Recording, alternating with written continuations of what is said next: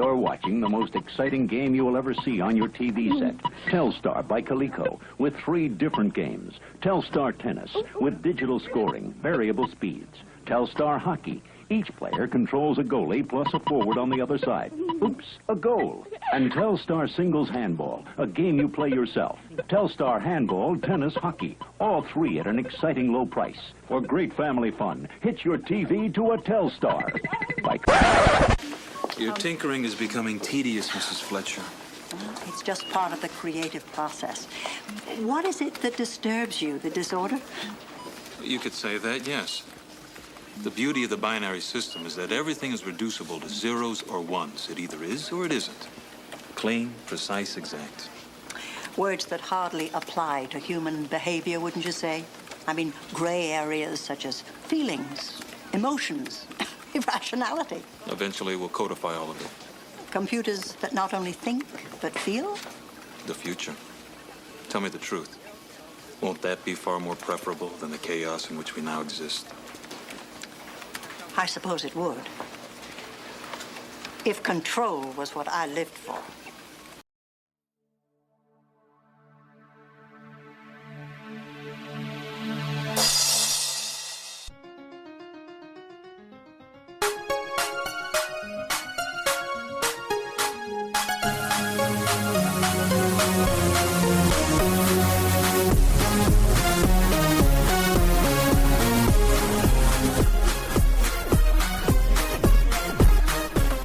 Hello, everybody, and welcome to episode 108 of the Cabot Cove Confab Podcast. This is Sean. Hello, Sean. This is Steve. And today we're going to be talking about a classic episode. I wouldn't say fan favorite. Aren't they all classic? This is true. This is true. Okay, the we're Jamie going to Lee be... Curtis movie, TV show, whatever it's going to be. We're going to Hasn't be... come out yet. Yeah, we're going to be talking about a cult favorite. Like, even if you don't know Murder, She Wrote that well, you at least know the image of her with the VR headset on. A Virtual Murder. Yeah. From season 10. Yes, 10. 10, yeah. Yeah. Yep, episode 5. But before that, let's do some pre-show banter. Hello, bonjour, buenos dias. Good day, guten tag, konnichiwa. Ciao, shalom, dobre dien. Hello to all the children of the world. So I think this is going to be a video game-centric episode for us. Okay. Because there's a lot going on in the world. For example, a couple of weeks ago, opening weekend at least, I went to go see Minecraft movie with my son. He wanted me to go with him, so I saw that at the theater. I haven't been to the movies in... God, when was the last movie I saw at the theater? Dune 2 or something? So it's been a while, and I saw that. That's what brought me back to the movie theater. Have you seen it? No. What, do you really think I would be going to Minecraft? Do you really think I would spend my gay money to go to Minecraft movie? Can I tell you a little bit about it, though? Sure, tell me. I have questions, though, because if you could explain. Apparently, there's a pandemic of people throwing food or something. What is the deal with that? I don't understand. I don't either. So opening weekend, that wasn't a problem. I think that was something that was trending after opening weekend. That was started by a bunch of hooligans. Usually your high schoolers, early college age boys. I don't understand it. I've heard people say it's like this generation's what's the one with Rocky Horror Picture Show. It's that their version of that. So they get up and celebrate, they dance, they interact or whatever. This is their version of that. But it involves, I guess, trashing the theater in the process. It's a lot of scenes that I didn't quite get or understand. A lot of the stuff was over my head. there's many times when I turn to my son and ask what the hell what's going on, or what are they talking about, or something. I felt so old, really, really old. What's that mean? I don't know. Why is there a little zombie boy on a chicken? So it was one of those movies, Sean, that after we got out, I couldn't tell you what I just watched. My mind had already emptied my brain. Really? I have no idea. There's really no story. There is a story. There's got to be a story. But it was so simple and basic. I remember that. There's some funny bits with Jason Momoa and Jack Black. They were funny. But pretty much anything that any scenes that didn't involve them, I didn't care. Was Jennifer Coolidge funny? She had some funny moments in there. Yeah. Kinda. She plays herself. She's got a couple of scenes, but they're very limited.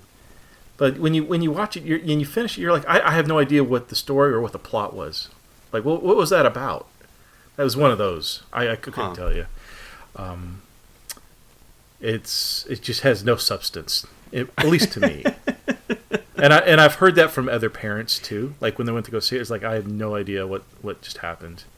Is there any is there any movie based off a video game that is good? Well, you know what? I liked the Mario movie. I did see that at I don't know when that released, but I enjoyed that. Are you talking about the animated one? Is there? The one that came out like last year or a year before. Okay. So I remember enjoying it. I haven't seen it more than the one time. I really don't want to see it again, but it was definitely more enjoyable than this. Okay. By the way, I think maybe Silent Hill might be. Never saw that. One of the exceptions. Yeah, that's. Never saw that or the Resident Evil movies. Oh God. I didn't see the Borderlands movie because that was supposed to be really bad. They should have a Dead by Daylight movie eventually. I thought they were working on one. They are, but somebody made a statement. I don't know if it was an official press release, but they said something akin to, "Oh, the fans are really going to love this," or something like that. So. Yeah, because I thought they were working on a script or some pre-production, or I don't know. We'll see. Yeah. That's funny because I want to share something that has to do with working at a boring office, which is kind of what this episode is about as well. I don't usually do this, but I want to review or talk about a book that I read. Okay. Now, I don't know if I think you have. Choose Your Own Adventure? Sure, I remember those. You remember those? And I was really into those as a kid. I think, people our age were really into those. I was also into this one called Fighting Fantasy, which was a mostly Dungeons and Dragons. They had like 50-something books. They came out in the UK, but you would play them with dice. And now these books are called game books. And all the people our age that read them and enjoyed them are now grown up and are writing their own game books. And this is especially easier for people because of self-publishing. So I came across this series of books by an author named Victoria Hancox, and she has a separate series, but there was one specifically that I found, and it's called This Job Will Be the Death. ... Okay. Okay. And the cover of the book has like a skeleton working at a desk. All right. So what this book is about is you are a ghost and you died at work from poisoning and you were murdered. So Did you your eat a coworker's lunch that was in the common refrigerator? Yes, that's exactly what happens. Because those are my favorite on Reddit. There's people will post their, stories and stuff like that, and I always love reading those. Those are great. Okay, go on. I'm sorry. That's exactly what happens. My gosh. But it's you have to walk around this office, spy on your coworkers, look for clues, and also interact with the other ghosts that have died at work, like the drunk party lady who, she fell out a window at an office party. There's the smoking man from the 70s. And I picked this up. I started reading it, and I thought this was so fucking clever, and I enjoyed it so much. It took me about 2 days to read it, and I explored the whole office and got a lot of good clues, and and it's just, you just need the book. You don't need dice or anything. What's the name of the book? I'm Googling. This Job Will Be the Death by Victoria Hancox. And most of these books, they're not supposed to be easy. A lot of them are next to impossible hard. And I was expecting this, I'm going to quote unquote die or whatever in the story. I solved it on the first try, and I was so proud of myself. You have no idea. And I almost didn't make it. But man, reading this book was so much fun, and I was so impressed that I actually tracked the lady down and wrote her an email and left a review on Amazon. Yeah. Oh, so I see your review right here. This is my third book of Hancock's, and it's my favorite. Dark humor, logic, puzzles, and a good murder mystery makeup. A pleasantly original story that resembles a cross between Beetlejuice and Severance.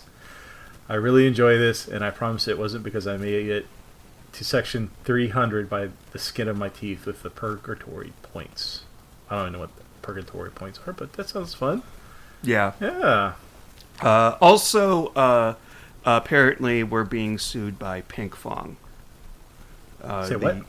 Pinkfong are the creators of the Baby Shark tune. Oh. So this is we're being happened. sued. Okay. We're not being sued. I was just saying we don't have any money. like it's like Joe Rogan up in here getting sued. Yeah, I don't even know who they would sue. I guess they would sue you and I individually. It's not like there's a Confab Incorporated. But although we do have those interns in the cast.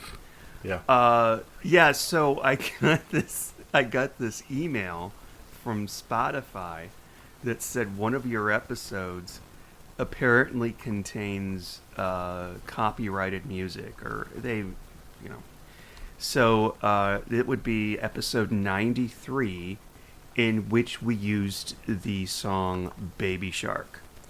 Now I cannot put in a sampling of Baby Shark for obvious reasons here, but let me tell you what Baby Shark sounds like. Baby Shark, do do do do do do. Baby Shark, do do do do do. I want to sue you now. Okay. That song is horrible. God, why? Well, okay. The good news is if you go and download episode 93, which was about Judge Not. It will not contain the Baby Shark music. So if you have already downloaded that episode, that's the preferred. Yeah, you have a collector's edition, which will be worth jack shit when we're dead. Yeah. So yeah. All right. Oh, and if you're on Spotify, you look elsewhere for episode 93 rather than letting me edit it and then resubmit it. There was no way I could do that, so I just had to delete that from Spotify, which I did not appreciate. I wish they gave me the opportunity to resubmit an edited episode, but there may be technical reasons for that I don't realize or appreciate. So, yeah. All right. Well, there's one other thing I want to discuss before we move on to tonight's episode. I can't wait. Stop gooning me, man. So excited. So, you have Netflix still, right? We don't. I know that's really embarrassing. Oh my god! It's just that you have Disney Plus, but not Netflix. Well, the shows that we're watching now are on other.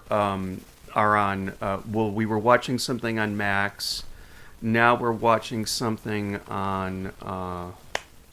Oh no, we bought that on Apple TVs. I'm so sorry. Like I wanted to watch. I wanted to watch Severance, so I got Apple Plus.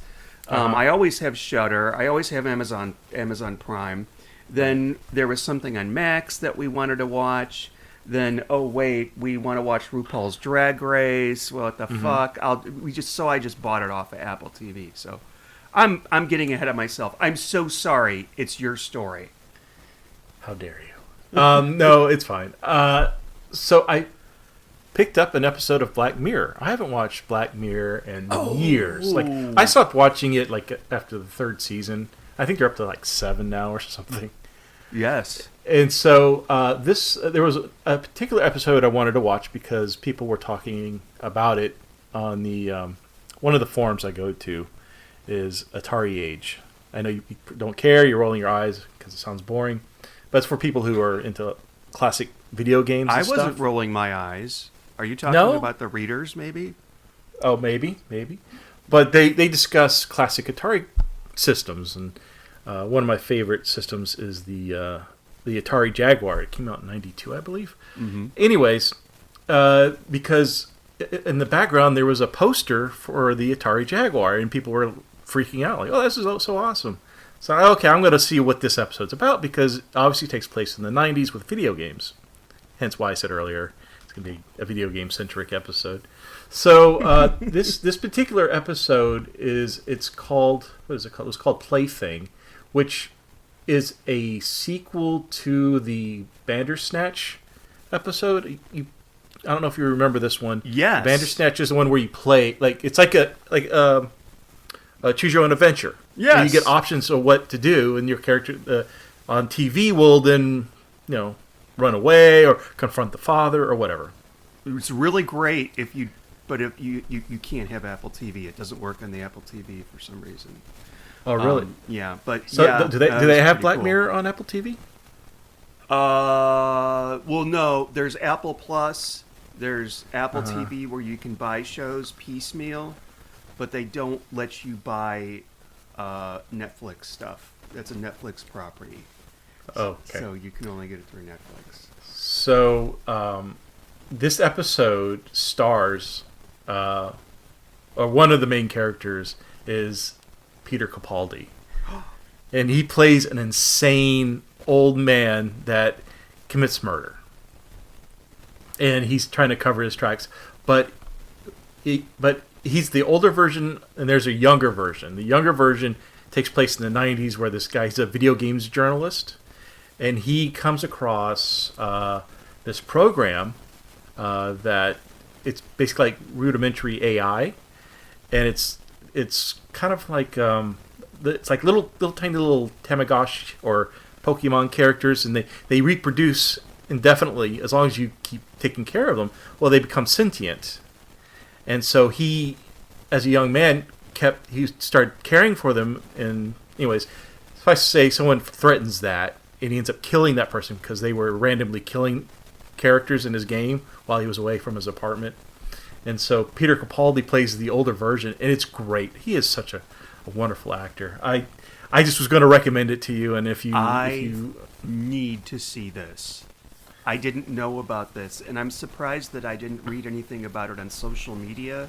Since I follow so much Doctor Who stuff. Well, and the only reason I pulled up the episode was because of this poster that's in the background. And I saw the old man with his hair's like down to his shoulders. He's wearing glasses, and you can't really see his face because he's so disheveled looking. He looks homeless.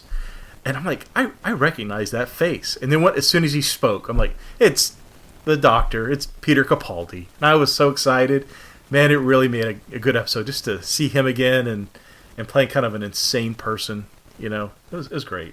Highly recommended. And it takes place in that storyline of Bandersnatch. So okay.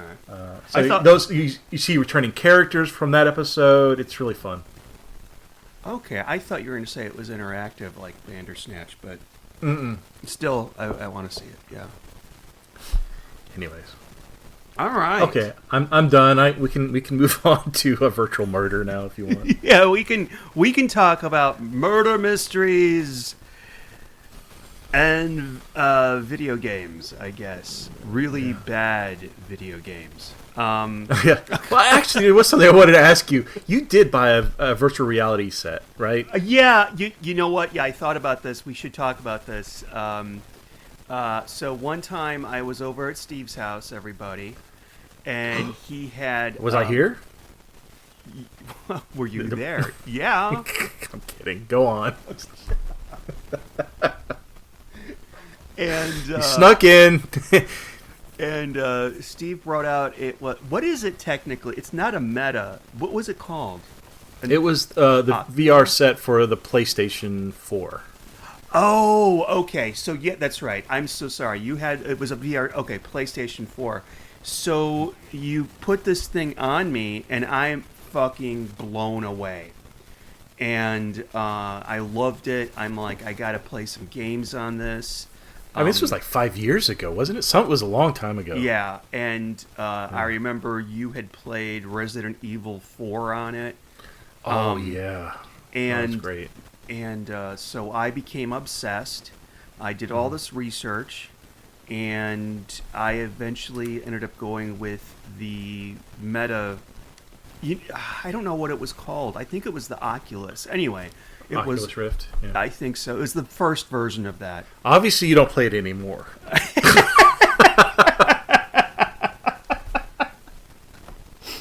I was really excited. I was so excited when I brought it home. I was like a kid on Christmas morning. One of the first things that I got was one of those roller coaster simulations. I fucking love those. Tom didn't give a shit though, and said, "Well, I can't watch this. Makes me sick and giddy and screaming." And but I still played it. I bought a really cool Walking Dead game, and this was all within like 2 weeks. And then I put it in a box and never played with it. Really? Oh, yeah, the Resident Evil game. You should get that because that there's one scene where you're creeping around like this abandoned house, and everything's just so eerie. You hear like little sound of maybe creaking boards or maybe a mouse scurrying by, and you're like looking around like, what was that? And then out of nowhere, this crazy woman starts running at you with a knife. Oh my gosh! Down the hall. You remember that? And she starts stabbing you. Like it goes through your like you put your hands up in defense, and blade goes through your hand, and oh my god, that is intense. I mean, if you're not expecting it, and I remember I wanted you to do that. Like I was looking so forward to see how you were going to react. Was it Resident Evil 7 or 4? No, not 7. 4. No, 7. 7. Okay, 7. Yeah. Yeah. But you know what's really sad? I actually have that game. Yeah. On the Xbox. Oh, you never. And I've never played it. Because Really? of my Dead by Daylight addiction. Got the Harry Potter game. I got the Texas Chainsaw. I got Red Dead Redemption, the Indiana Jones game. The only one that I ever got more than halfway through was We Happy Few, which I was into which is kind of a sucky game, but Yeah, I remember you not liking it. Well, there one really good game. I think you have it for your VR. I think it's Beat Saber. yes, Did you ever play yes. that's a fun game. That I need to bring it up because that was really the only exercise I ever got. When I played that, I'd be done. I'd be like all sweaty and ugh. You know, you do like 5 songs and that's a workout. I need to do that. That'd be great exercise. We're old, Steve. I know. We're old. I know everybody thinks that I'm like Patrick Bateman or something like that, but no. Really? But I am actually. I'm Patrick Bateman. Not the character, but the way he looks. Oh, so okay. yeah. You have no idea what I'm talking about, do you? No. Okay. I'm gonna have to look this up later. That's the guy from American Psycho. You ever see the clips of him like working out in his underwear? Okay, I'm all right. looking it up now. Hold on. Never mind. I'm just saying they're kind of iconic. And if you want to see Jared Leto killed with, I think it's a sledgehammer. Okay, I'm putting it on my watch list. I hate Jared Leto. Who's going to star in the next Tron movie? Which Who's the actor that who played the main character in? What's the actor's name? I think he played Batman. Oh, Christian Bale. Yeah. Yeah. He plays the Patrick Bateman. I see. Anyway, he looked just like him. Yeah, I know. It's a Ted. You could just see it. You could see it. I can see it. Okay. Yeah. No, there is. There is. Well, speaking of people that look like me, maybe we should talk about a virtual murder. Maybe, yeah. Might be a good idea. And I'm just going to say, oh, by the way, fun fact, this aired on Halloween evening Did in it? 1993. Yeah. Huh. It's like, could we make like a Halloween themed episode, which they've done in the past? No, we don't give two fucks. We'll just do this computer game one. So this actually opens in Cabot Cove. Yes. It's an exposition scene. And I've seen this episode before. I don't remember anything about it, but basically the scene with this, it opens in Cabot Cove. Her and Seth are in downtown there by the Jaws ride. They just got off the Jaws experience ride. Yeah. Did you know? I saw a video a couple weeks ago that a guy fell off one of those boats. Yes. Even though that thing is mechanical, I would still freak me out. I think I would hyperventilate. Oh God! But he sued Universal and won. Yeah, and apparently the water there is really deep because they have to have enough for the boat to go on, and then the shark needs to like go down into an enclosure before it jumps up and all that. So they were still, that just freaks me out. I remember being a kid and being in swimming pool and turning off the pool light at night, and we'd play a game Shark, and that would freak me out. I mean, I can't imagine. Dude. That would be like in that thing. I had the same fear, but it was because I saw the movie Alligator, where a little kid is like, the kids push him off a diving board at night. And the alligator's just sitting there with his mouth open. Yep. He's pointing Terrified at his mouth. me. Fucking horrifying. Okay, I'm sorry. Okay. Okay, yeah, so Seth is... or Jessica's telling Seth what her travel plans are. She's going to Silicon Valley. And he has like a little old man rant about video games in this. I didn't write it down, but I'm pretty sure he was talking about like Space Invaders and Pac-Man, the tiny little faces that eat other tiny little faces, or whatever his rant was. It was like, okay, this is just for the old people, because there's probably a lot of them that are still watching this show that won't understand once the show starts to air on Thursday nights instead. But that's basically what that is. I feel like it's an explanation for people who have no idea what video games are. Yeah, well, the audience, that makes sense.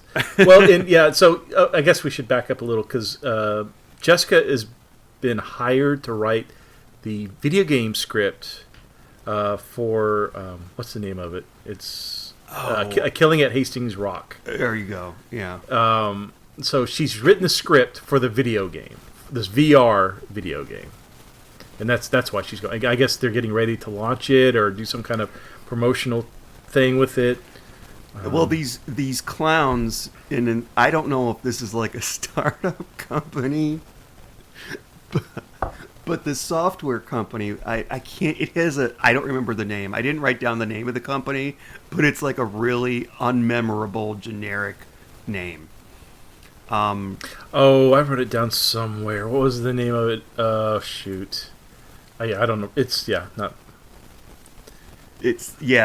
But their offices are basically the Star Trek Enterprise. Oh, it looks badass. I would love to work there.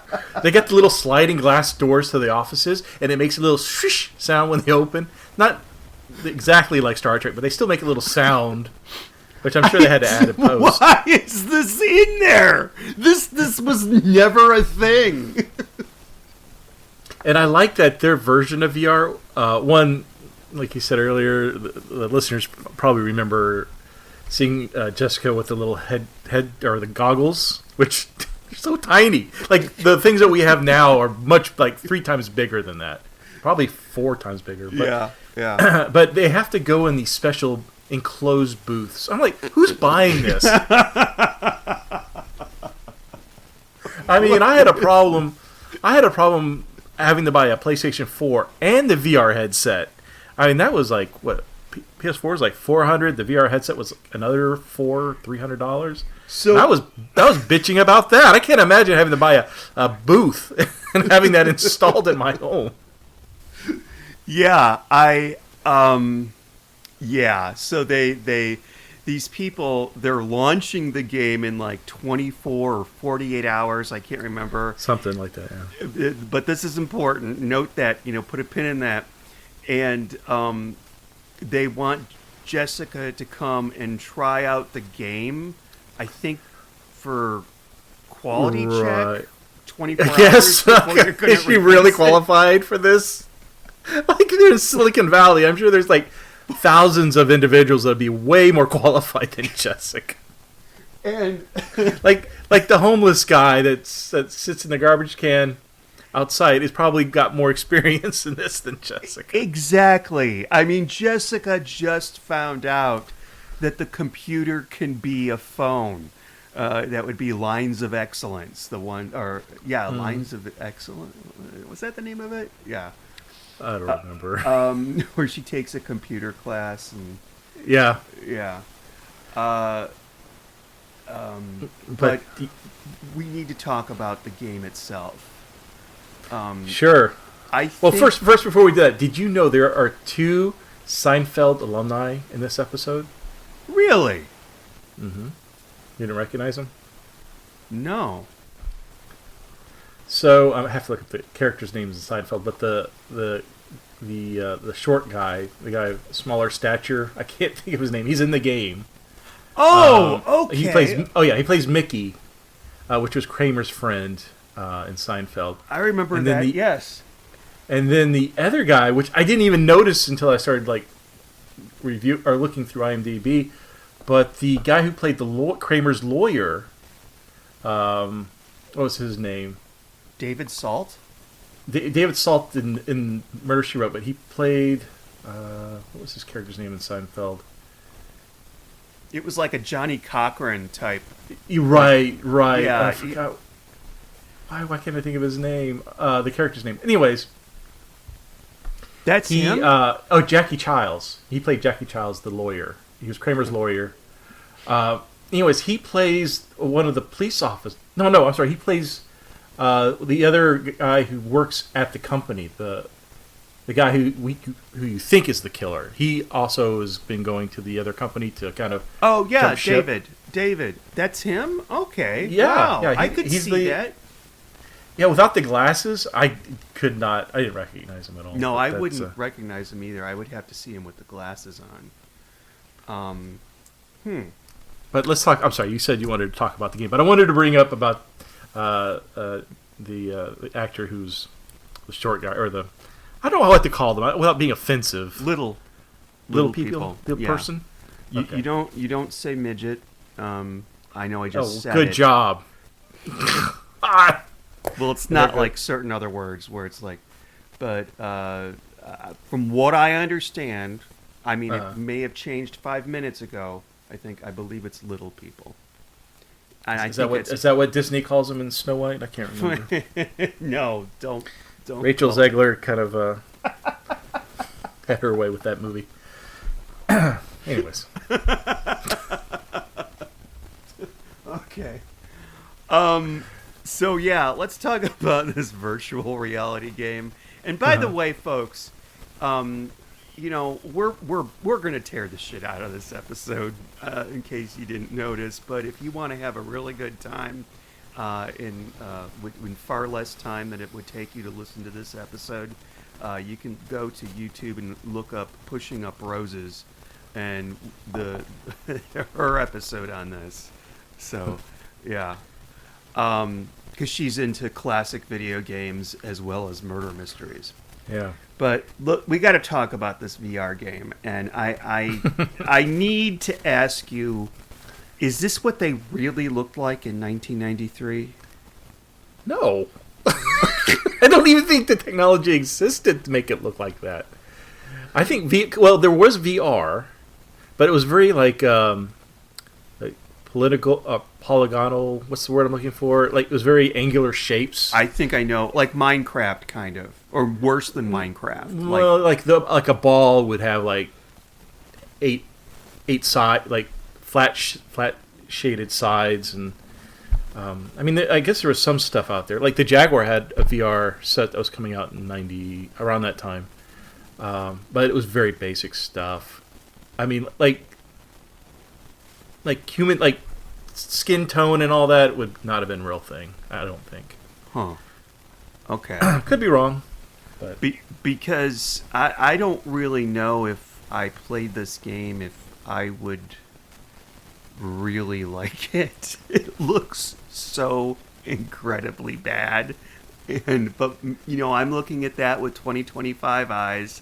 Yeah. But I still feel that I've seen better. Like at the time, this was the year I graduated high school. So okay, yeah. We had better graphics on our computer at the time than what this looked like. Really? Well, all it is just a video. Well, you know this, but Yeah. just to explain it to the listeners, it's just normal video, but they pixelated it. Right. So it makes it look like it's a game, I guess. And the things in the game are okay. There is the little guy, but it looks like it looks like the house in Beetlejuice. Yes. And Yeah, it does. there's a moment in this that I just don't fucking know what's going on. They open a door. Jessica opens a door, and it's like a little closet, and there's a guy with a boa sitting there. He kind of looks like Salvador Dali. And there's this lady who looks like a lady of the evening, and she's slouching up against him. And Jessica's like, oh, okay. And she closes the door and says, nobody says. I'm like, what the fucking hell was that? It was like the guy getting blown by a bear in The Shining. Like, wait a minute. What? And it's and in the bottom right-hand side, it tells you how many points you have in the game. Right. Somebody's got to explain to somebody here how the hell you earn points in this game, because it just randomly goes up. Yeah, because a game like that, it's more story driven, so you wouldn't need like a high score to beat, like Pac-Man or Donkey Kong. It's just the same. You beat the level, you repeat the level, and you keep going. And so the point is to rack up as many points before you die. That's kind of the With this, it's more of an adventure game where the goal is to get to point A to point B. So a score really doesn't equate into really anything. So I don't know why it has a high score. Yeah, I don't understand either. But Jessica does say, this is such a stupid thing to comment on. She says something about there's a couple like axes above the fireplace in the game, and her comment is, they should be they should be swords. Because I can't remember the reason. Because the family that owns this house were, I don't know, swordsmiths. So what the computer people do is they go in and they have a database of different things that can go over and there's a whole selection. They fucking made all this and yet only used the battle axes and the swords. So it's just really out there, and I think somebody watched a little too much Twin Peaks, because that's kind of what it reminds me of too. It does, yes. Good. It's good, yeah. Yeah. Did the ARM, so it's a first person adventure game, And like, so when Jessica reaches out in the VR capsule, whatever it is, you see like somebody's hand reach out from the camera's point of view because it's first person perspective. And did that hand look a little manly to you, like with red nails? Like it was a woman. It was supposed to be a woman's hand, but it reminded me so much of that SNL skit with Christopher Walken, the Continental.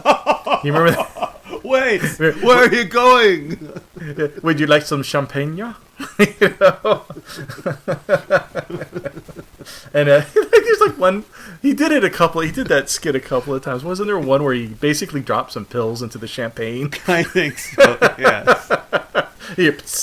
As it's sizzling the drink. I'm gonna go look that up on YouTube, but only after I watch.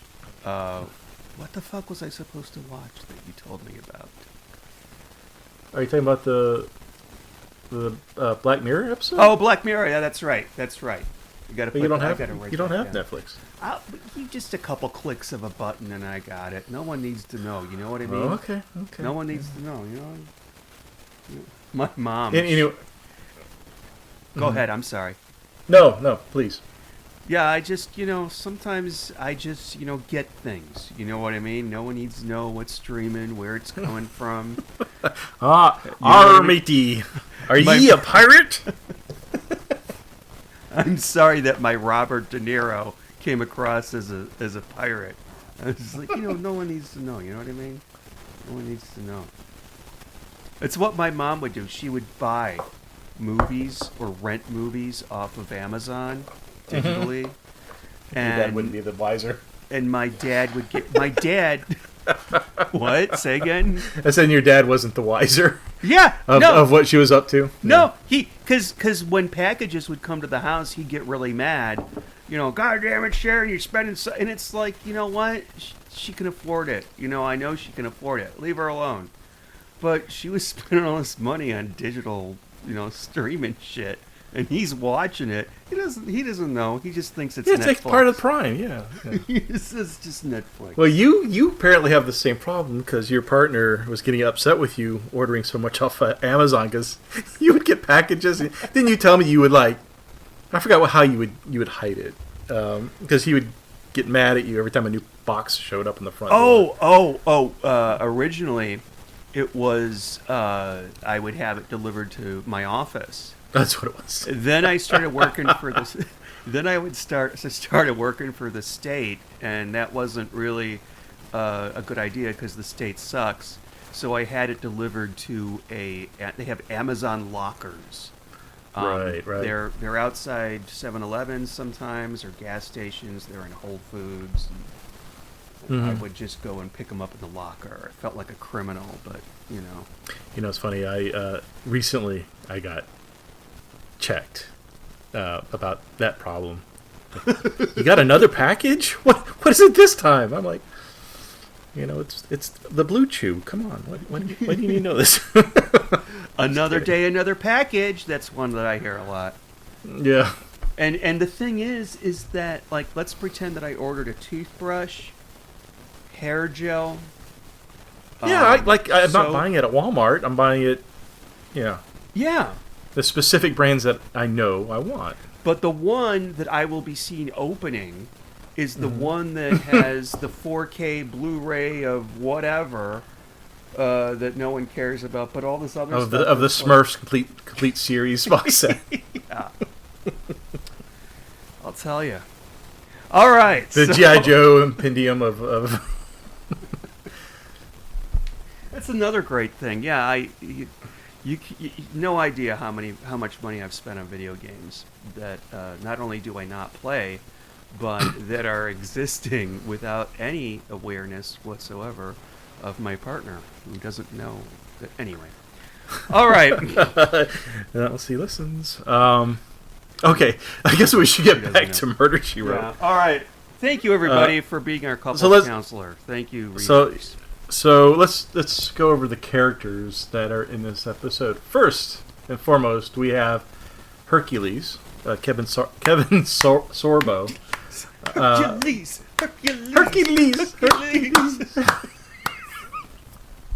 You know, Who, if he plays a character named Michael Burke, who runs this software company, which we can't. Is it Mirage or something like that? I think you're right. Marathon Images. That's it.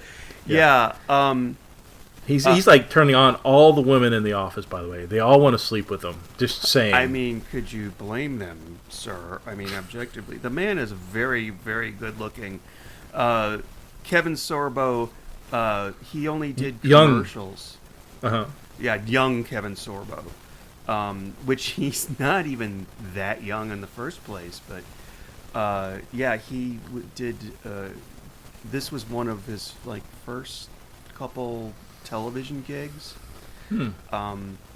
So there's him. There's his girlfriend Sharon. We Sharon don't know Baskin. though. I mean, Sharon has a crush on him, and she's willing to. You know, she's a programmer. He's a programmer. They met each other in I think college and worked on software in a garage. Very Steve Jobs and who's the other guy? Yeah. Wow. There's people yelling at us right now. I know, and it's like wow. It's funny. He dated Kathy Griffin. Wozniak. Dave Wozniak. That's it. Yeah, the Woz. Yeah. So kind of that vibe to it, I guess. Yeah. It's never really explained because it's just a bunch of different people working in an office. And I think I tried to rack my brains too much to figure out what each person did. Because there's, if I may say it, I'm going to say it like this with Sharon fucking Baskin. Okay. Do you know what that's from? That's the Tiger King, right? Yeah. Carol fucking Baskin. God. Dude's still in jail too. Okay, and there's also a businesswoman named Kate. I don't know what she does. I get the impression she's in marketing for the company. Yeah. I don't know, but she has a crush on Michael too. She even kisses him in front of Sharon. So I don't know if Michael's just not committed to anybody. Like I don't know, but he's obviously he's getting attention. I'm sure he appreciates. We also have we've got to have in episodes like this where it involves computers, because it seems like all of them that does. We have a young, like high school genius kid that it's like the kid from what was that Columbo episode with Robbie the Robot? Shitty McShittin fucking Columbo episode with Robbie. Yeah, Mind Over Mayhem. That's it. I mean, you got to have a little kid that's a genius that knows everything about computers. Got to. Like, what the fuck? Come on. This trope has been done. And so I automatically hate Alex. This is the kid. He wasn't that annoying. Okay. Yeah, it could have been worse. I've seen worse. I actually thought he might be, like, famous or something, so I looked him up. Because sometimes, like, they end up growing up and they're in some weird thing that you saw. But unfortunately, he was not in anything because he died. I think this was his last. Oh no way! Really? Yeah, because this was the last thing he did in his acting career. This episode. Yeah, he died 5 years after this in a car accident. Oh wow. But I'm sorry. Now I feel bad for his same all age the bad things I wrote about him in my notes. I'm gonna have to not say those things. Same age as me too. Exact same age. Because what he's wearing in this episode is kind of exactly what I was wearing. What was the cross colors and what was Bourdain's, Bourgeois? Never mind. I have no idea what you Bourgeois. But yeah, I hate this trope, the young genius trope. Like, according to the math, I think he's supposed to be 16 years old. Really? I don't think... Is it legal? Is this legal for him to work here? Right? Well, and I mean, what was there was a TV show back in the 90s. It was like a underwater base. Like they had a talking dolphin, and he was like a genius kid. It was played by Jonathan Brandis. Oh, Remember this? What was the name of that? It was like Deep Sea Nine or something like that. I know it. Yeah, Roy Scheider was in it. Right. La. Sequest. It was Sequest. There you go. DSV. Sequest Yes. DSV. I just found it.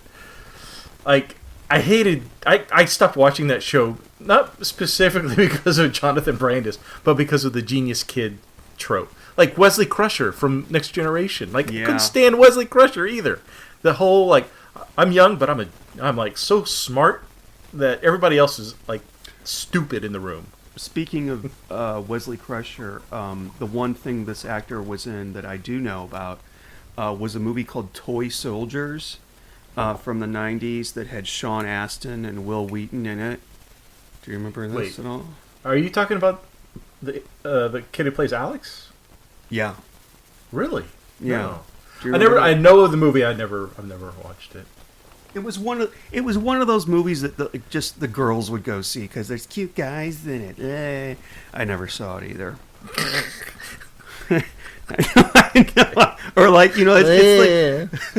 it's like White Squall. Remember that? My God, I remember the name, but I never saw it. That trailer was if you are a prepubescent gay boy. Wow. Okay. Wow. Never saw the whole movie, but yeah. Okay. The kids at home will understand. So other characters. That's we have another guy. That's why it's called Killer Radio, ladies and gentlemen. James Landstrom. Now he's a savant lead programmer, computer programmer. He carries with him a special codes on a little hard 3 1/4 or is it 3 1/2 disc in his breast pocket in his vest, in his sweater vest. Yeah, but he's obviously a highly intelligent programmer. And he's responsible for making this game. It's his baby, basically. When he pulls out the floppy disk, I'm like, I haven't seen a floppy disk in I don't know how many years, and every time I think of my job in the '90s when I was a clerk or an executive assistant, and I had to explain to my boss the difference between hard disk and floppy disk. Oh no, this is going somewhere shouldn't. No.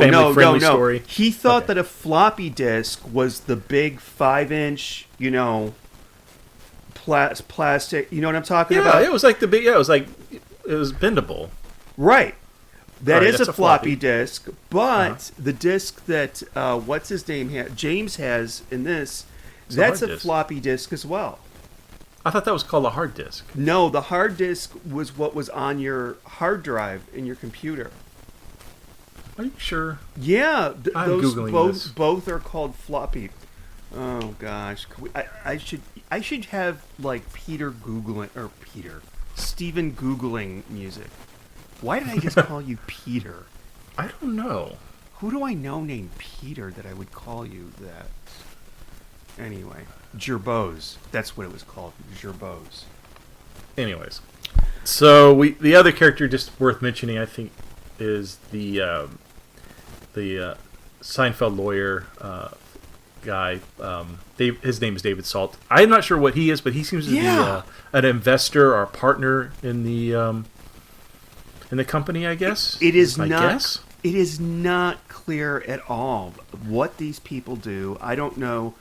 I don't need to have the details like he's the chief executive assistant but just have a general idea like, okay, this is the manager, this is the financer, and I think that's what David was, but I'm not sure. Yeah. And James has what he calls the source code to the game, and he keeps it on Right. this floppy disk. Well, I think it's programming codes, or so. It's like a secret special code that he uses in all his games that allows him to work faster. I don't know. And I'm not sure. But it's important. I'm not an expert, but I suspect all this talk is bullshit. Like, you could probably find something more technically valid watching think of- Doctor Who. I don't. Think of the audience here. I think that's probably what's important. Okay, so those are our list of characters, our players of this murder. So what ends up happening is while Jessica's there she's test playing the game, and she runs across a glitch where the servant girl does the max headroom, where it just she starts stuttering and she can't get out of this routine.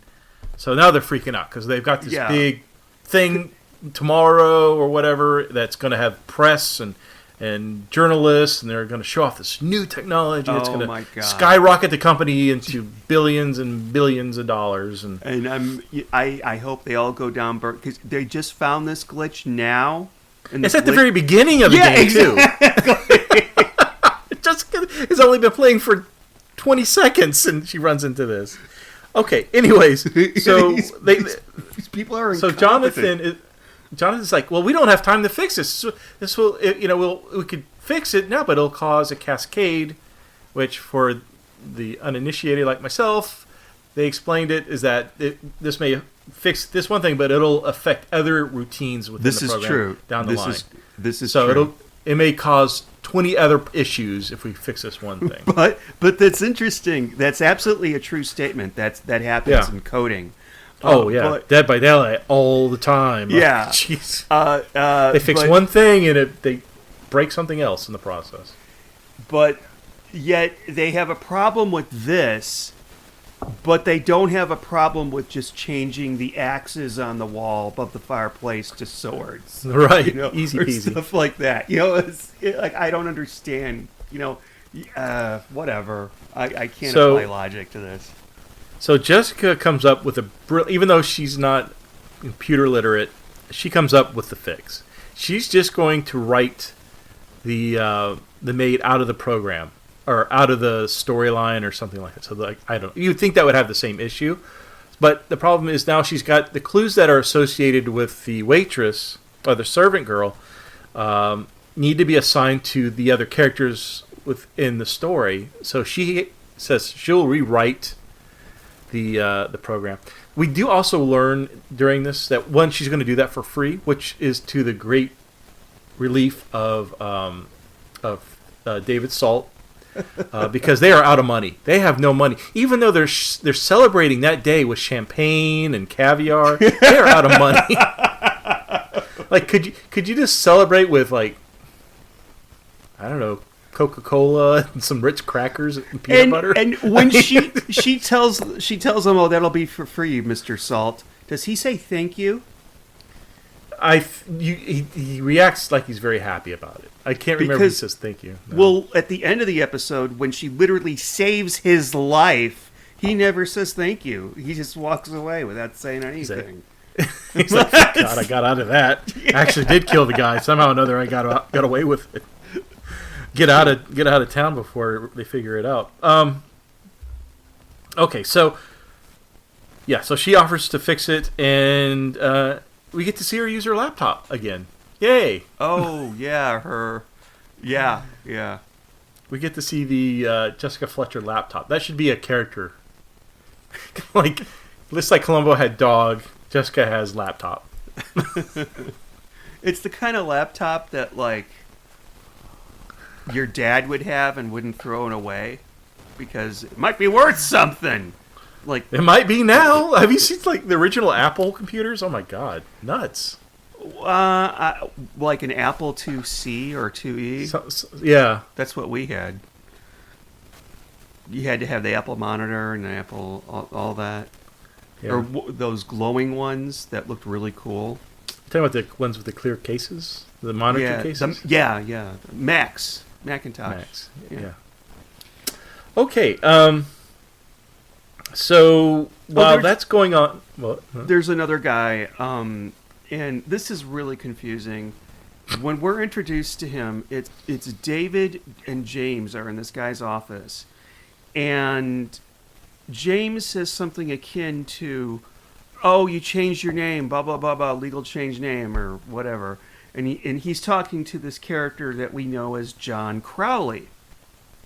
Now, What's interesting is that on IMDb, when you look this character up in this episode, his name is John Crowley / some other guy's name, and it's the name that James says in the beginning of this scene, and I have no idea why this is there or why he said it. It doesn't make any sense. But I guess John is a competitor, and he may hire James with his source code. He wants to steal James away, and wants to do the game on it's a competitor, and he's got David Salt is also in on this, so it's kind of a what do you call it? Not backstabbing moment, but yeah. So, but Kevin Sorbo, Michael is kind of suspicious of everything going on, so he hires a private detective who's going to be another character who is taking photos of James coming and going in his beautiful, by the way, blue Corvette, which very, very jealous. But it's the name of the other studio is called Redwood Concepts. Come and they're on, going whatever. Okay. And James says, I want a $300,000 signing bonus if I do this. And of course they're like, no, we can't afford that. So David Salt conspires with that guy, the owner of the other company, that he can get the codes from that disc. He knows a way. They'll get it and they'll get the game for free. So you have that as a kind of a backstory. So and perhaps we should mention the pagers. Pagers. This might be important later on. I have a feeling. So the employees of this startup company with their Star Trek doors and their fancy tools and equipments and artwork. It's like the Intellivision Amico, where there's all this money but no product. Yeah. In real life, this company would have been like a 3-person office and like cardboard banker boxes and like 4 desks and a bunch of monitors. This was before Kickstarter too, so yeah. So where was I going with this? I don't know. I was trying to throw you. You barely kept going. You were doing good there. Jessica finished the can't say it.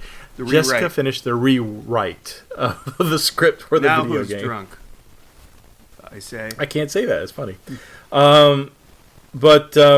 But they get it done, and thanks to Alex, he gave a suggestion, and she's like, "Oh, that's a great idea. You're so smart. You're smarter than me because I've been writing for, 10 seasons of TV shows. So you're a better writer than me."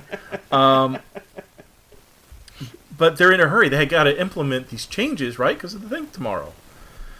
So they go back to the office, and the pagers. Yeah.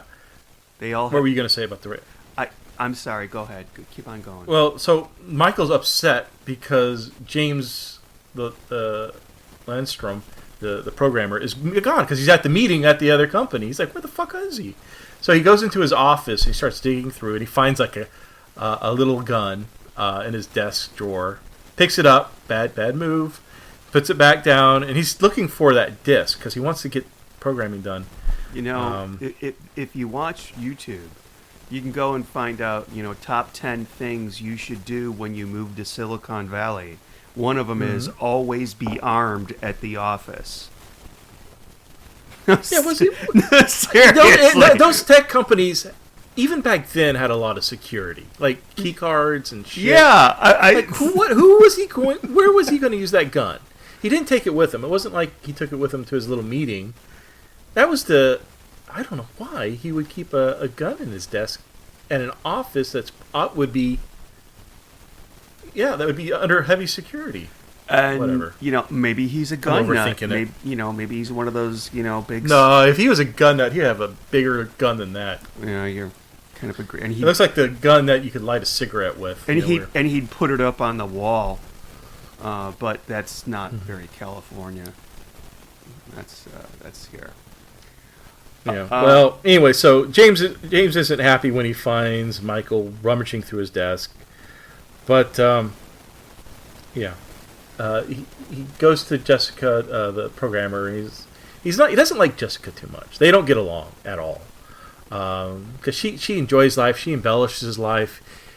He's more technical, ones and zeros, while she enjoys flowers. She asked him, when was the last time you enjoyed a good cooked meal that was prepared for you?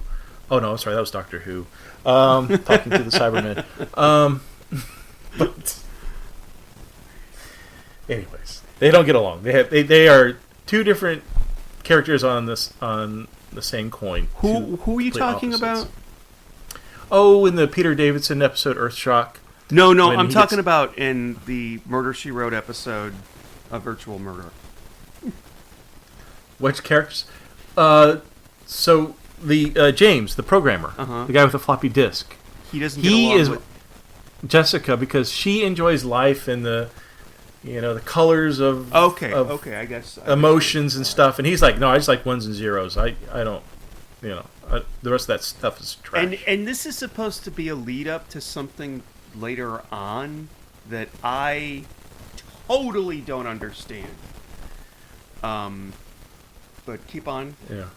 Well, and then they kind of like segue. This conversation segues into what I thought was very interesting. Was talking about computers with emotions. When's that going to happen? Basically, they're talking about AI, and I'm like, oh, it's so weird because that is so upfront in today's world right now. It's a conversation between Jessica and Alex. And he says something about, artificial intelligence will run everything. And she says, well, I certainly hope it doesn't come to that. And yeah, we're there. I was watching on YouTube. There's this lady. She's kind of, I don't know her name and I don't remember it.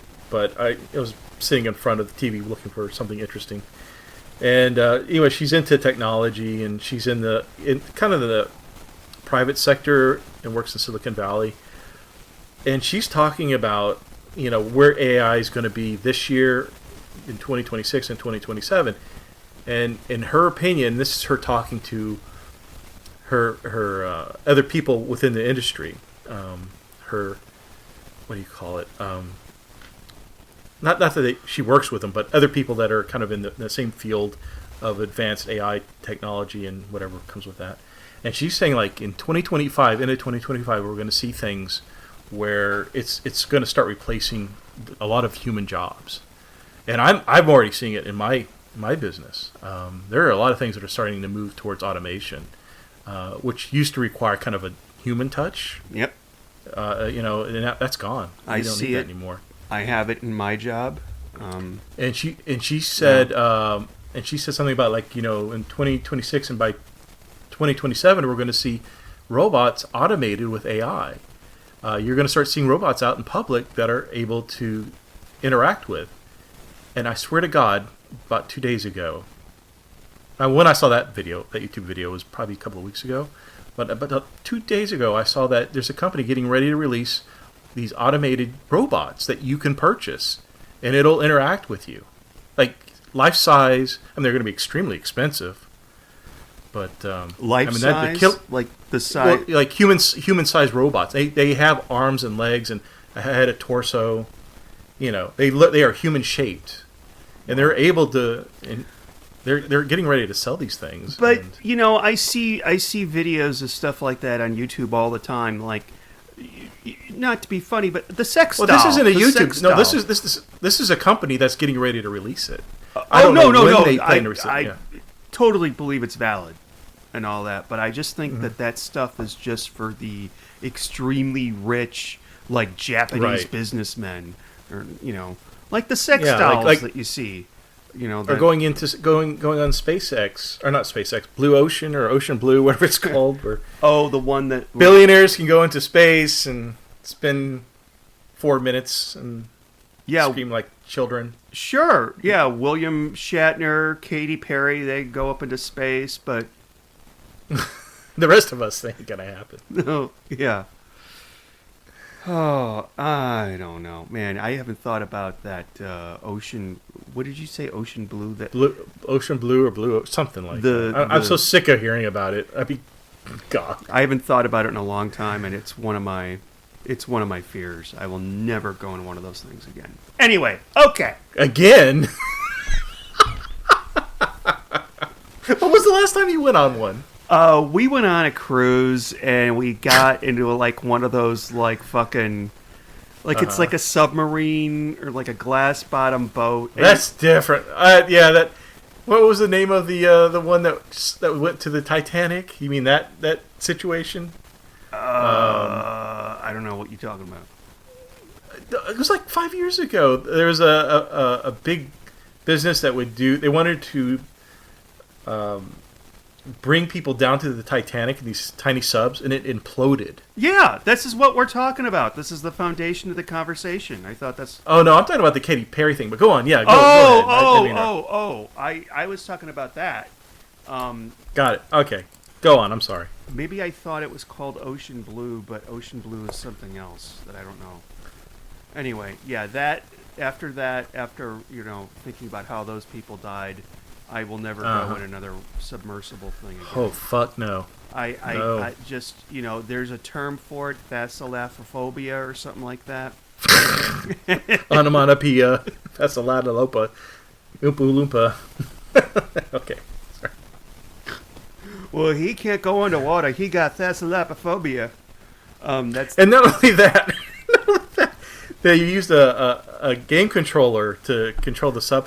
And I heard someone joke. So not only did they not use like a good like Xbox or PlayStation Sony controller, they used the cheapo Mad Catz controller that you would give to your friend when they came over to spend the night to use because your dad was too cheap to buy another high end controller and got them the $12 controller at Walmart. Oh my god! That's the controller they used to steer that submarine. And none of those rich motherfuckers even realized it. Like, I hope so. I have to say that's the one thing I hope because I cannot imagine how terrifying that could have been if they were aware. Yeah, oh my god! Yeah. And that poor kid. That's exactly what I was thinking. The father. and son. And from what I understand, I don't think the son really wanted to go, but he wanted to please his dad, according to the aunt. We are really going all over the place tonight. Holy shit! Let's go back to the episode because of Dr. Scotch. And also, Happy Easter, everybody. This will come out way after Easter. We're on Halloween? Okay. Don't put Baby Shark in it. That'll delay it even more.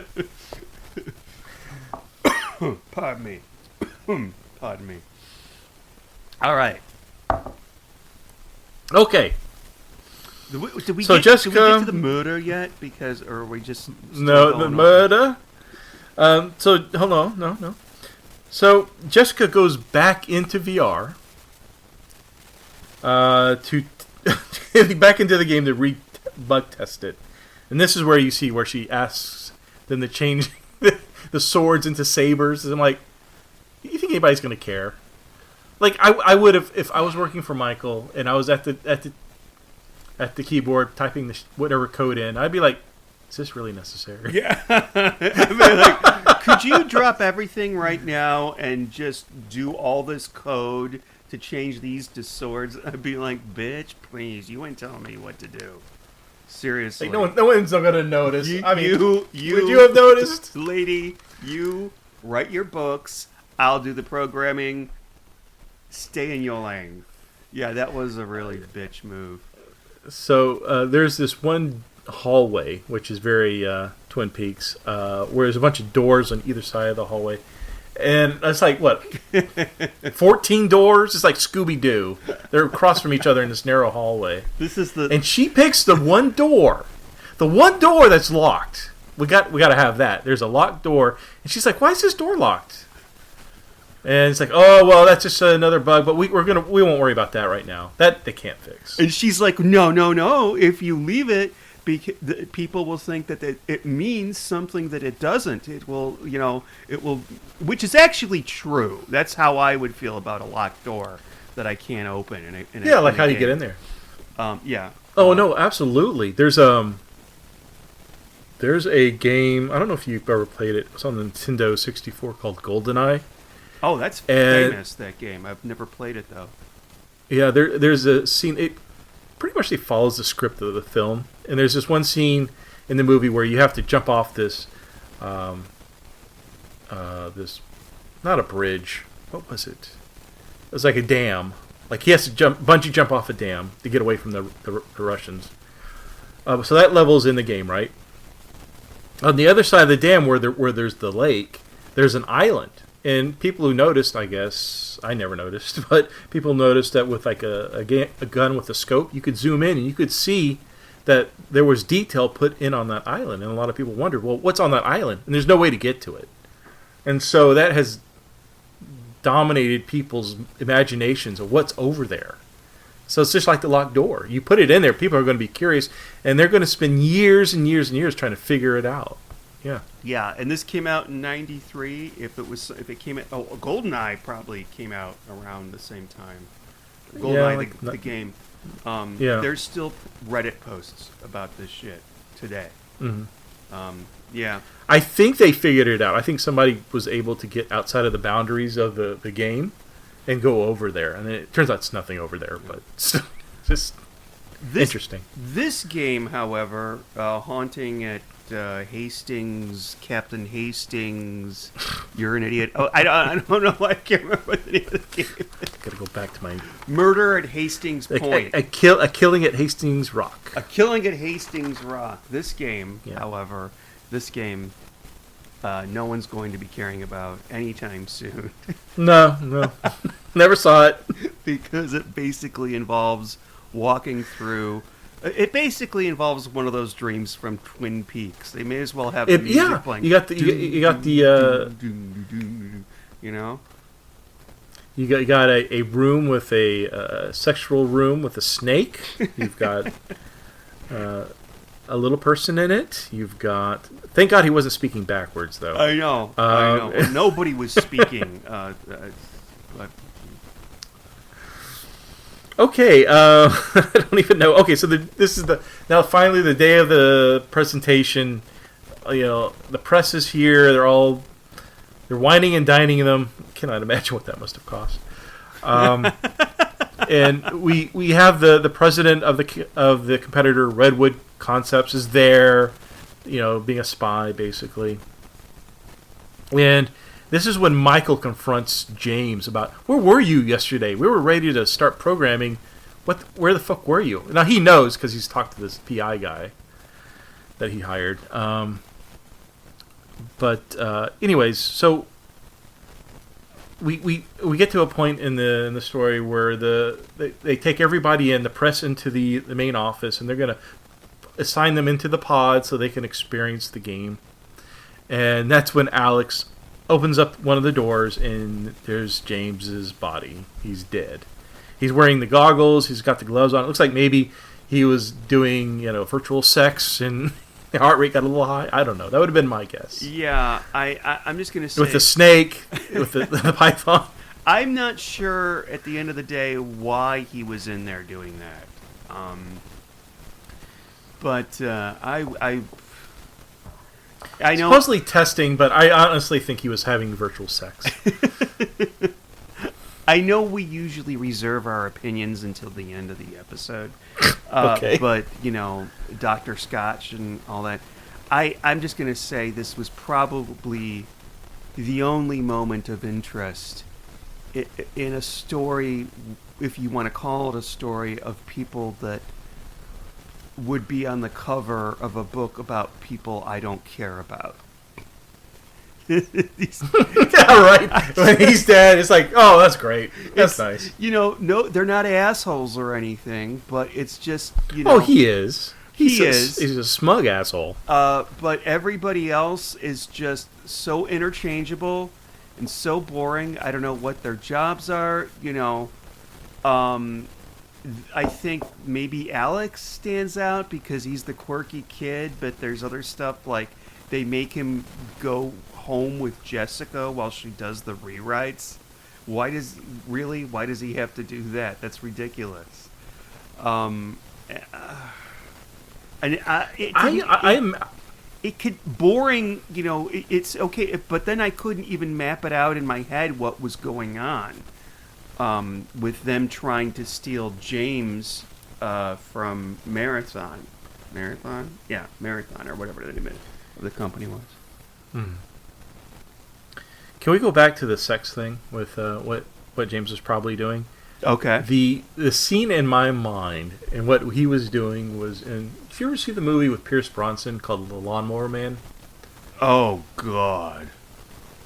And there's a character who was kind of mentally challenged. He was he did the gardening. Funny, Pierce Bronson's getting brought up twice tonight. With GoldenEye and then Lawnmower Man. That wasn't intentional. But there's a scene where Lawnmower Man, I think he's like making out with in the VR world. Remember that? That's what I imagine. I have seen clips from this movie, but I've never seen it because I saw. You've never seen it? Yeah, it came out. It was a Stephen King short story, and was it now? I didn't know that. Yeah, but what I saw in the preview was nothing like what I read about, which wasn't even a good story in the first place. So I'm like, okay, I'm just going to walk away from this one. It was an interesting movie. I think it's probably very dated today. Quite honestly, I don't know if it'd be worth revisiting, because they had special effects. When did that movie come out? It came out in 1992. Oh, that's why they made this episode. Someone saw The Lawnmower Man and said, we were going to do a virtual murder. That must have been because I bet you that movie was very popular. No, it wasn't. That makes sense popular to me. No, it wasn't like Avatar, or. I know you love Avatar, so. Shut up, you too. Whatever. Stop trying to throw me to the wolves. All right, so James. Okay, so anyways, they find the body, and the disc that contains these special codes is missing. Oh. That's in his pocket, in his sweater vest. Why, that must be the motive for murder. It must be, yes. So the police find the murder weapon, which is a .22. I forgot where they found it, but it's the gun that was basically. This is what they say. They literally say it was in the shrubberies outside. And whenever you say, I would say it's in the bushes outside. Right. But anytime someone says shrubberies, I think of Monty Python. Yeah, exactly. So at the end, what was the name of the characters? The Knights of Ni or something like that? I don't know. It was really dumb, and I didn't get it. Shrubbery. Yeah. But like at the end, when the killer confesses, I threw the gun in the shrubbery, and like, okay, this moment is ruined by me thinking of those, that movie. That ruined this. That line, that single line, is what killed it for you. Okay, good to know. Yeah, it was. Thank you, Monty. Thanks, Monty Python. Ruined this episode of Murder, She Wrote for me. What's next? I can't remember. Oh, and the very special by the way, episode of Different Strokes with the bicycle man. No, I don't want to talk about that. That's gross. Okay. It is really gross. Like, I don't even know why they made it. It's funny. Out of all the stories that involve Different Strokes, I watched it. I remember watching this as a kid. Mm-hmm. That's the single episode I can remember, scene for scene. I don't know why. Out of all the episodes, maybe because all the episodes are the same damn thing. Willis or what was the sister's name? Oh, Dana Plato. Dana Plato's character. I don't. Kimberly would get into trouble, or Gary Coleman's character, which I forgot his character's name, would get into trouble, and then they would help each other out and figure it out, and then they'd have to confess to the father, and then it'd be a happy ending. That was like, but that one episode's the one I can remember very specifically. It's the creepy one too. The one that I got some chocolate milk in the back. You want some? Or no? We had chocolate ice cream. Stop! I had chocolate ice cream in there. The one that Okay. the one that I remember is the one where they catch Willis like drinking and smoking. Awesome. So Was he vaping?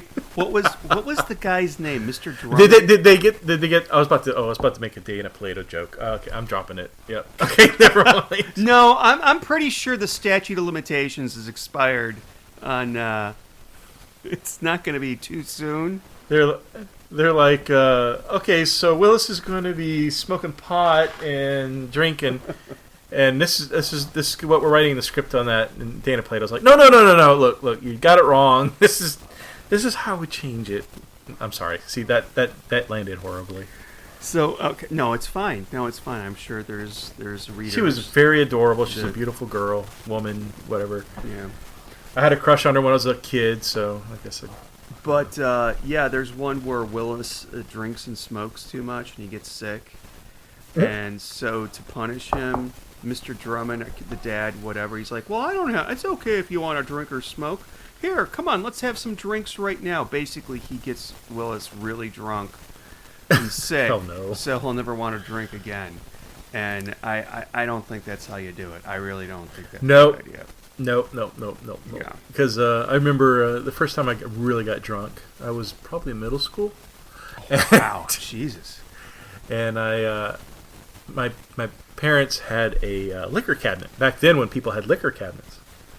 I don't have a liquor cabinet, but so what I had a friend spend the night. I don't have enough liquor around at one time to have enough for a cabinet. You don't have a wet bar. Yeah, it's just the counter. Put it down there. Yeah, I remember. Yeah, apartments back then too had wet bars in them. Like that was a. Well, like, you would rent an apartment. You had your living room, your bedroom, your dining room, your kitchen, and a wet bar. Yeah. Not anymore. And that was like before that. It was like in the Columbo Murderers, a literal bar in the living room with the shag carpeting like Robert Culp. But yeah, I remember as a kid, going with my parents to people's houses, like the new houses. It's like, and look, here's the wet bar. Here's the tiki bar. Nobody gives a shit now. I want a tiki bar. Why did tiki bars go out of fashion? Those are so awesome. So 70s. Okay, anyways, my story. So I had a friend spend the night, and we got plastered off my parents' liquor cabinet. But I was very aware that they were aware of how much liquor they had. So I would replace the liquor with water. So I'd pour some, and then after we were done, I'd pour some water into the bottle. Thinking, they'll never know. I must have watered it down so much. What happened? Anyways. So for whatever reason, we must have hit the bottle of gin pretty hard, because I was hungover, I think, for like 2 days, throwing up, headache, and I didn't drink gin until probably when I was in my 30s or 40s again, because I couldn't stand the taste of gin after that. But I still, we still did a drunken podcast, and it didn't really solve the urge to drink, because I think everybody has a drink that they can't drink, an alcoholic drink that they can't drink because of one reason or another. I don't mind gin now, but I still, when I drink it, I just flashback to that time. Okay, I'm sorry. Where were we? We were at the codes disc is missing. The police have found the murder weapon with Michael's fingerprints all over it because he touched it earlier. Let's see. Oh, so Jessica thinks there's going to be a clue within the game. Okay, you're going to have to explain. And I'm not saying this because I'm 3 sheets. I'm actually saying this because I literally did not understand what was happening. I felt so she concentrates her effort on the PI. She finds out who the private investigator is. After talking to him, that the PI leads her to David Salt, because he was the other co-conspirator about going over to the competitor. So she confronts David Salt. Did you kill him? And he says something, a string of words that makes her think that, oh, the clue is in the video game. And he says something like it's not actual reality or something like that. Or he says something that implies that it's not realistic that he would be the killer. And so his words make her think about the VR game. And so she gets Alex to upload her again. It'd have been cool if it was like in the Matrix, where there was a plug that goes in the back of her skull, and she has to jack in into this VR element. Like, I gotta jack back in. Another good movie, by the way. Yeah. Yeah, I agree. Okay. So she thinks, okay, it's going to be behind that closed door. Whatever it is, why she thinks... Because what clue would... The way you're explaining it to me... Not the way you're explaining it, but you're explaining it to me now, and I still kind of don't understand. Yeah, how does that lead to his murderer? Yeah, I don't know.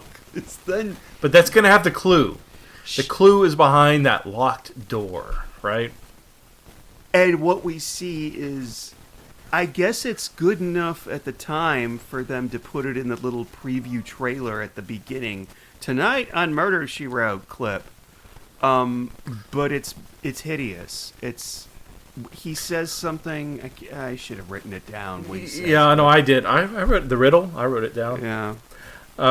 Yeah. So she gets Alex to hack the door open. Because he's a genius. Yeah, boy genius. Yes, indeed. Boy genius. Yes. So she finds James, his virtual reality avatar, behind the locked door. He's sitting in a yoga seated position. Crisscross applesauce. Yeah, and behind him he's got Windows 99 background with the clouds and blue sky scrolling behind him.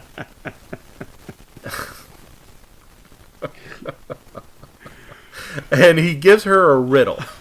Now, how does this riddle... what the whole point... This whole scene, it makes no sense because his riddle... Her discovering the this avatar... This hidden avatar... Doesn't lead to finding the killer. But he has a riddle for her. And he says, what purpose can be served by the mind of man that cannot be better served by the binary brain? Okay, great. Yeah, okay. All right. And I'm thinking a Domino's Pizza app that you can download on your phone. That'd be beneficial to the benefit of man. I did remember that he said something about binary numbers. It's either 0 or 1. It's there, or it is or it isn't. But I still don't understand. I know how binary numbers work, but I still don't understand. I don't get it.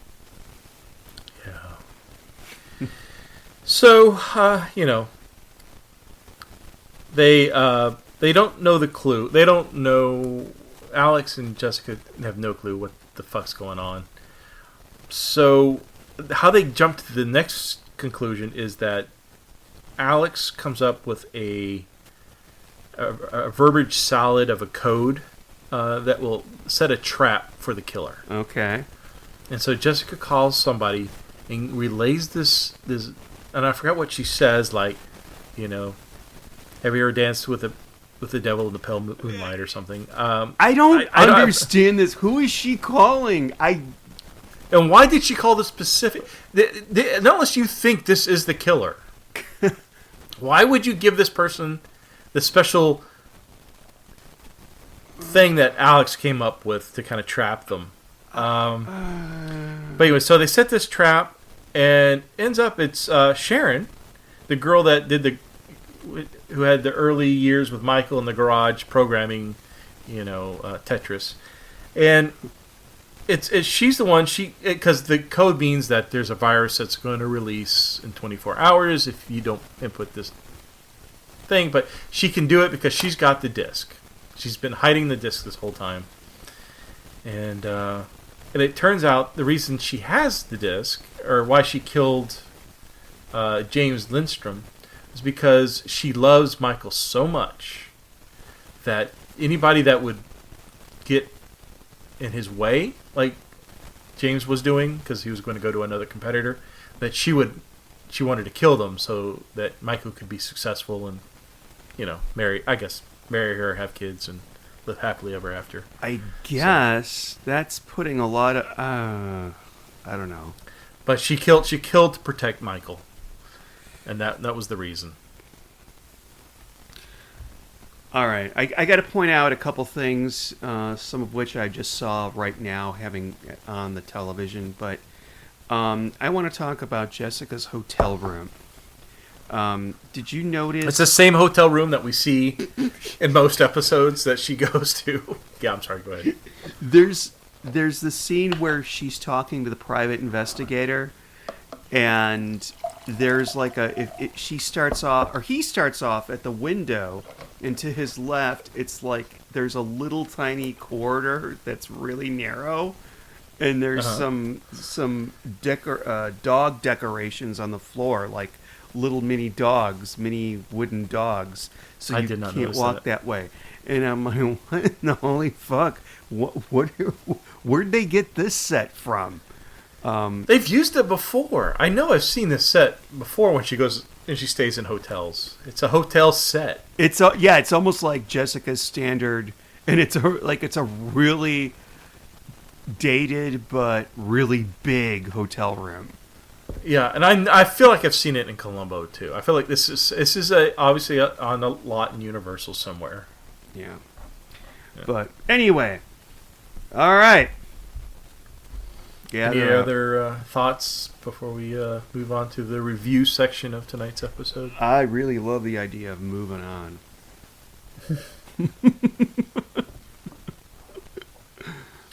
All right. Well, you ready for the number? Yeah, I'm ready for the number. So I'm going to pick the. I like to ask. I'm sorry. Where do you think I'm picking the number from? Because there was quite a few moments I could have picked a number. Can I just say, by the way, when I'm watching other stuff that's not Murder, She Wrote, like some random movie, and someone says a number, I always think, oh, I could have picked that, or Steve might pick that if we were doing a review of this. But yeah, I don't have a number there. I don't remember any numbers in this. Okay. Well, tonight's number is coming from the high score when Jessica ran into the James Lindstrom avatar. Her high score at that moment was 20,000. So, Sean, out of a high score of 20,000, what would you rate this? I really don't like this one at all. It's awful. Okay, this is like, let's pretend let's take the virtual reality out of it, okay? Let's pretend instead of a virtual, it's a law firm. And, we can get any excuse to get Jessica there in the law firm and yeah, there's a lot of people whatever, who kill lawyers, yeah. There would be nothing interesting if this was a law firm. This would be a boring ass story, okay? But if you put in the virtual reality aspect, it not only titillates current day viewers in 1993. Titillates. I love it when people use that word. It's a very academic word. Yes. No, I think people in 1993 would enjoy it, but then ironically, we now enjoy watching the VR stuff because it's just so fucking stupid. But the mystery is shit. This is one of the worst. This isn't. Wow. I think we recently did. Was it Jack and Bill? I think. Oh, the dog. Yeah, that was bad. We were both prepared to say that was probably the worst episode of Murder. That was, yeah. We that was in like a fraction of percentage of a point for that one. It was bad. Oh, we forgot to mention the scene where Jessica and Alex do an all-nighter trying to figure out a password. With pizza and soda like that. I want to spend an all-nighter with Jessica where we just eat pizza and drink soda. Well, maybe I would prefer something a little stronger than root beer, but I want to do that. I think she'd be like, well, I'm not going to have. I'll have. No, she wouldn't drink it. I'll have my dandelion wine, and so I'll have my scotch, and that would be an evening. That would be an evening. I have to admit. Could you imagine? My goodness. Okay. We could do like drunk history or something with Angela Lansbury. Oh no, I would love it. It would be like, okay, we're just gonna have fun. We're gonna do an interview. We're gonna talk, and it'd be like 4 hours long. That would be awesome. Well, then she'd probably have to call security at some point, though. Yeah, she probably would. Like, get these idiots out of here. Okay, so this is terrible, and I am going to give it 20,000. I mean, yeah, I'm gonna give it 459. I really don't. Holy shit! This is bad. This is really bad. Wow! Oh, that's horrible. Out of 20,000, you're giving it less than 500. God.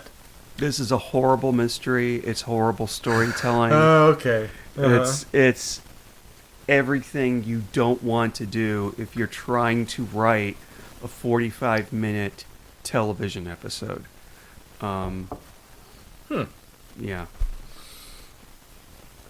Okay. My turn? Yeah. All right.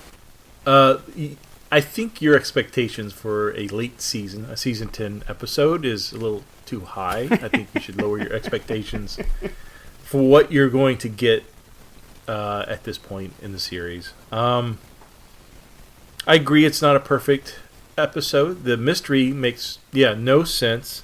I didn't like that Sharon was the murderer, because if there was a scene where Kate, the marketing woman, she kisses Kevin Sorbo on the cheek in front of Sharon, and I would think that if she's going to kill anybody, it would have been Kate, to be quite honest. I actually agree. I thought it was Kate as well, and part of me was like, yeah. So, there should have been multiple murders, I feel like, because Kevin Sorbo was up against quite a few hurdles here, and like David Salt and the competitor from Wedgwood Pine Studio, Crowley. Yeah. So I feel like there should have been more, like at least attempted murder that would kind of point to there's somebody who's protecting Michael or something. I really felt it came out of left field. I did not see Sharon being the killer.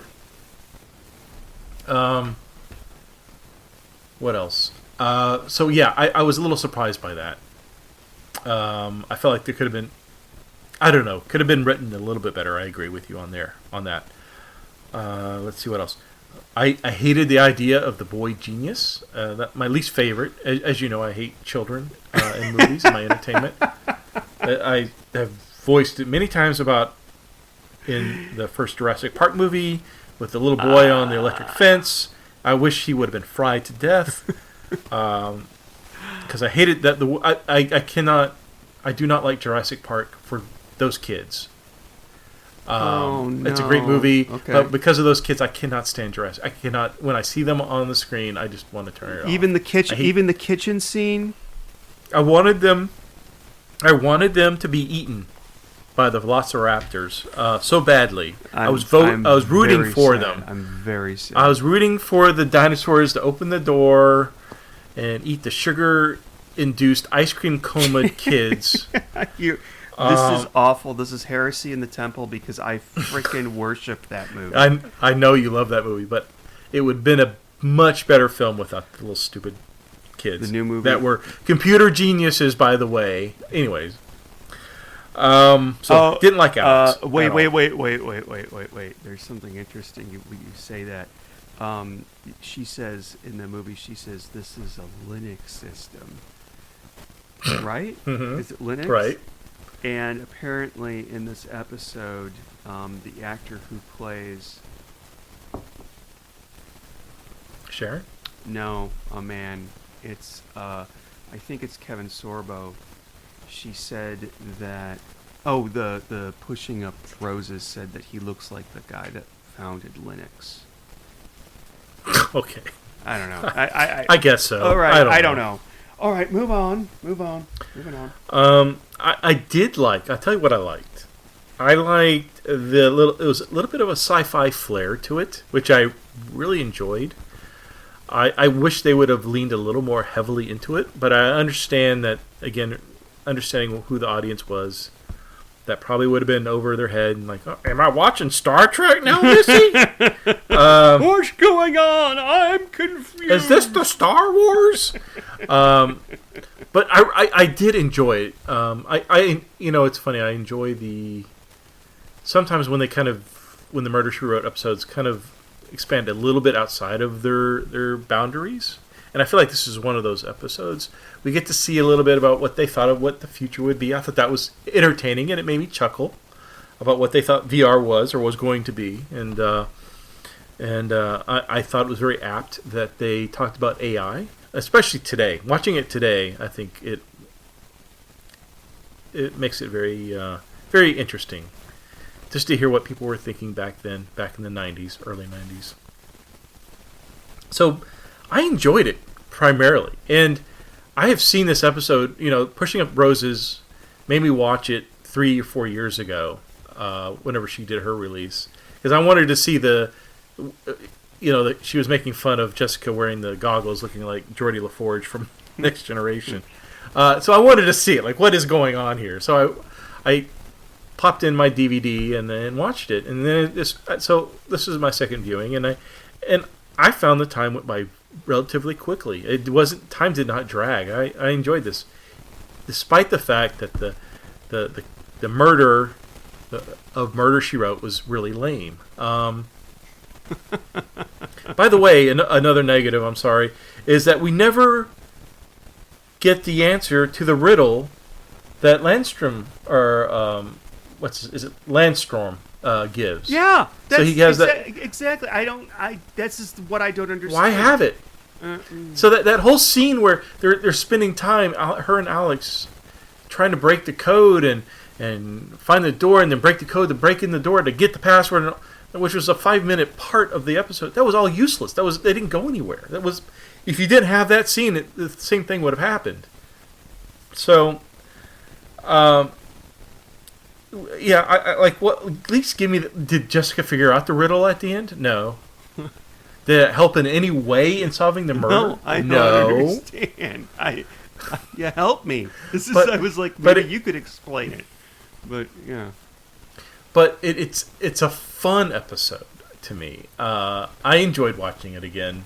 I mean, it's not perfect, but by season 10 standards, it's pretty good, I think. I'm going to give it like a 1300. I think that's fair. 1,300 out of 20,000. So that's like, okay, all right. It is what it is. It's not a great. I think you're basing your number off of was it a good murder mystery, which it is not. I think. But is it fun? Is it fun to watch? Yes, I think it is fun to watch. I think you might be right. So I'm gonna. Can I do, Your Honor? Do I have permission to amend my original? Original sure. Answer? All right. Thank you, Judge. I am going to give it a 1,211. That's a huge difference. No. What did I give it? Out of 400? 459. Okay.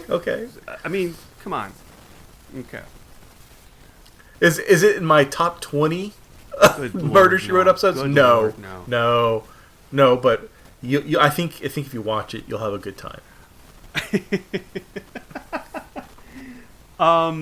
It's so ridiculous. The plot is so ridiculous, and just seeing Jessica interact in VR with the goggles and the gloves, and how she's like moving her fingers around. Like I like to think that when they were recording those scenes, when I watch those, I'm thinking there's a coach, like an acting coach off camera saying, "Okay, Angela, you need to, when you look around like you're looking in a cave, and you're feeling things in the dark with your fingertips." And like I imagine that's what's going on that we just don't know.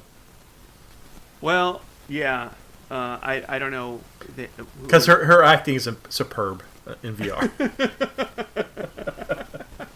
A little obnoxious, but fun to watch. Oh. Okay. That being said, we can move on from a virtual murder into season 11. All right. Okay. Hold on. The cats aren't ready yet. They're coming in. Okay. So, Steve, whenever you're ready, go ahead and spin the wheel. All right. Spin it.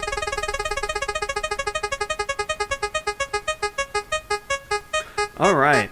Once again, we're going to play the game. I'm going to tell you the name of the episode, and you will tell me what it is about.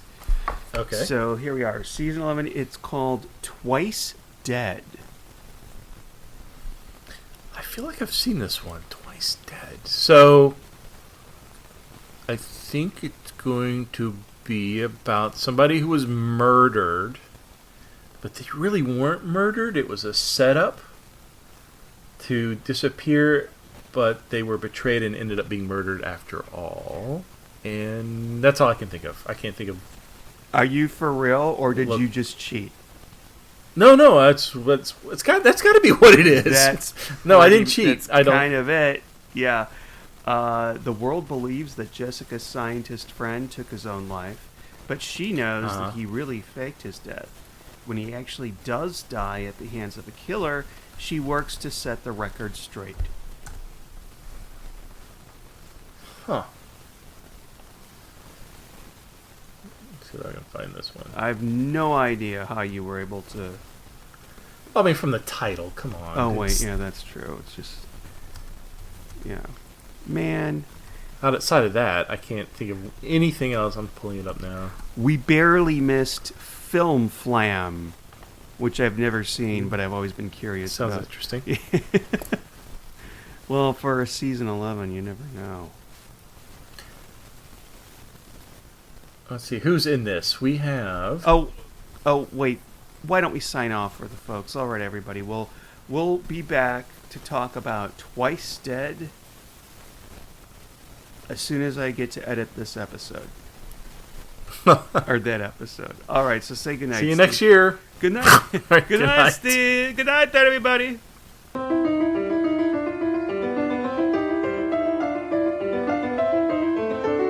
Thank you for listening to the Cabot Cove Confab podcast.